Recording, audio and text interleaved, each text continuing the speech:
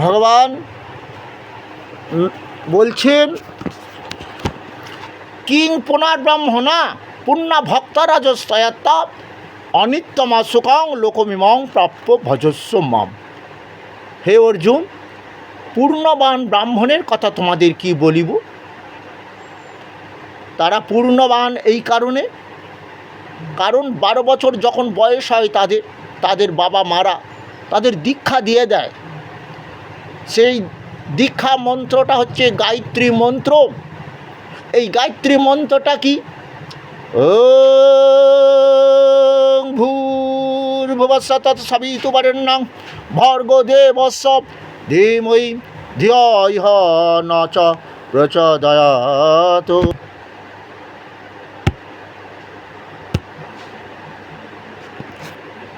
প্রচোদয়াৎ ওং।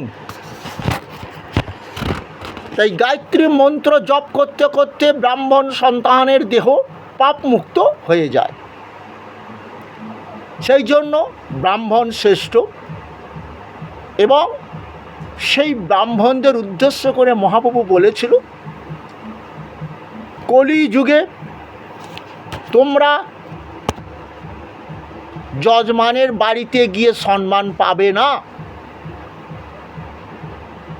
কারণ এই দেহ পাপমুক্ত করার একমাত্র পথ হলো হরের নাম, হরের নাম, হরের নাম কৈবলম কলৌ নাস্তেব নাস্তেব গতির অনাথা।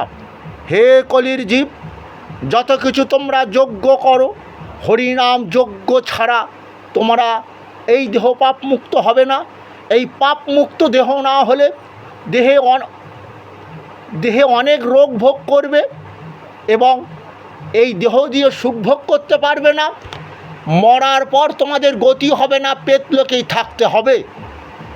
তাই ছেলে মরা বাবাকে পেতলোক থেকে স্বর্গলাভের জন্য হরিনাম দেয় বাড়িতে। আর গীতা দেয় কেন?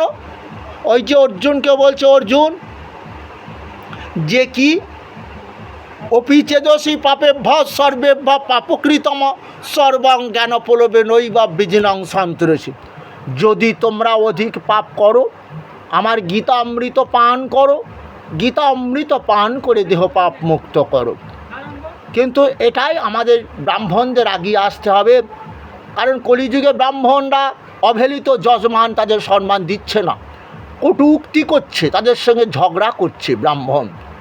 আর যে ব্রাহ্মণ সমাজে শ্রেষ্ঠ, গায়ত্রী মন্ত্র জপ করে তারা দেহটাকে পবিত্র করেছে, যজমানের কাছে যদি তাদের খিস্তি খেউর শুনতে হয়, কত অপমান। তাই সেই ব্রাহ্মণেরা আসুক আগিয়ে মহাপ্রভুর কথা মতো। ওই যে মহাপ্রভু বলেছেন, ব্রাহ্মণ হইয়া যদি অবৈষ্ণব হয়, তাহার আলাপে পূর্ণ যায় ক্ষয়। যে ব্রাহ্মণ হরিনাম সংকীর্তন করে না, গলায় তুলসীর মালা পরে সেই ব্রাহ্মণ দেহ দিয়ে সুখ পাবে না, শান্তি পাবে না, মরার পর গতি হবে না। কারণ সেই ব্রাহ্মণ যতই বেদ পাঠ করুক, দেখেছো বাবা যখন মারা যায়, বাবাকে স্বর্গ লাভের জন্য হরিনাম সংকীর্তন তো দেয়, তাহলে সেই ব্রাহ্মণ কেন আগিয়ে আসছে না? যজমানকে বলুক, তোমরা হরিনাম সংকীর্তন করো, গীতা পাঠ করো, ভাগবত শ্রবণ করো, ভাগবত পাঠ করো। কেন যজমানকে বলছে না? যজমানকে বলছে তোর বাড়ি দোষ আছে, শান্তি সস্তায়ন করতে হবে। তা শান্তি দান করে কে? কে শান্তি দান করে? হ্যাঁ, সেই জন্য শান্তি সস্তায়ন, কেউ 4-5 দোষ যদি পায়, শান্তি সস্তায়ন করা হয়। সেখানে কি কার পুজো হয়?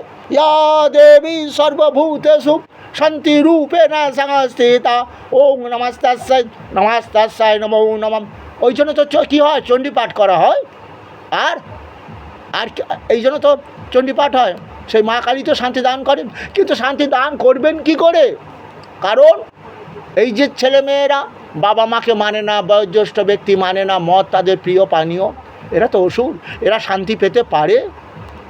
তাদের একমাত্র রাস্তা হলো, যেমন গীতাতে বলেছিলেন, সর্বধর্মান পরিত্যাজ্য মামেকং শরণাং ব্রজ অহং তাং সর্ব পাপেভ্যো মোক্ষয়িষ্যামি মা শুচো। সব ধর্ম ত্যাগ দিয়ে অর্জুন আমার ধর্ম পালন করো।